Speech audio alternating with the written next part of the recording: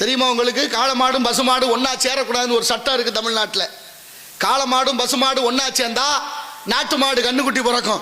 நாட்டு மாடு கண்ணுக்குட்டி பிறந்தா நாட்டு மாட்டை அழிக்க முடியாதுங்கிற சூழ்ச்சியான ஒரு காரணத்திற்காக காளமாடும் பசுமாடு சேரக்கூடாதுன்னு ஒரு சட்டத்தை போட்டு சென ஊசி விற்க ஒரு மருத்துவர் இருக்காரு, அதான் வெட்டினரி டாக்டர்.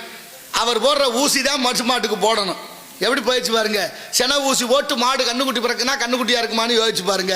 ஏன் காளைக்கு போடக்கூடாதுன்னா சென ஊசி இங்கே விற்காம போயிடும். சென ஊசி விற்கலைன்னா என்ன, அவன் கொடுக்குற கமிஷனை வாங்க முடியாம போயிடும். எவ்வளோ யோக்கியத்தனை நடந்துகிட்டு இருக்கு, என்ன நடக்குது இந்த நாட்டில் நம்மளை சுற்றி அப்படின்னு யாருக்கும் அந்த சிந்தனை இல்லை.